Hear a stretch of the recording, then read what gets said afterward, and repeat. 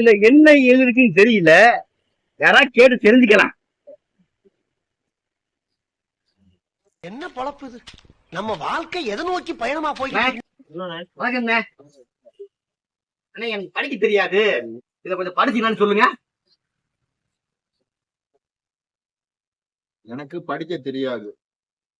உங்களுக்கு படிக்க தெரியாதா? ஓ சும்மா. ஏய், என்னைய வச்சு ஒன்னும் காமெடி கிமெடி பண்ணலையே. தம்பி வணக்கம். தம்பி தம்பி எனக்கு படிக்க தெரியாது, என்ன படிச்சு சொல்லு.